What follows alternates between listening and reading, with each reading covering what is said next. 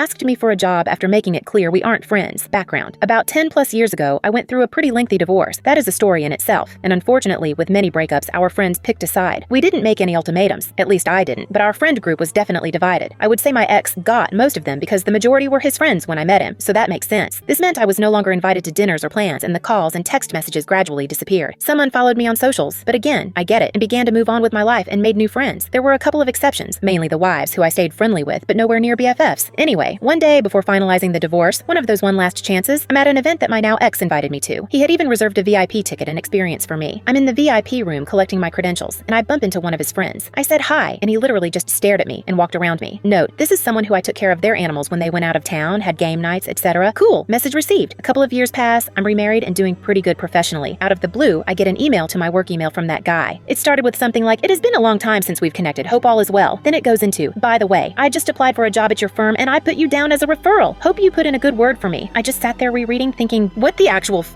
I did the obligatory LinkedIn visit and saw he had been hunting for a while. I sat on it for a while and initially decided not to reply or do anything. But the more I thought about it, I really didn't want to work with Guy and was kind of pissed he tried to use my name and title to get an in. So I called HR and told them there is no way I would refer this guy. I also told one of the partners in the area he was applying the story, and we had a good chuckle about the actual nerve of this guy. Obviously, he never made it to the interview process.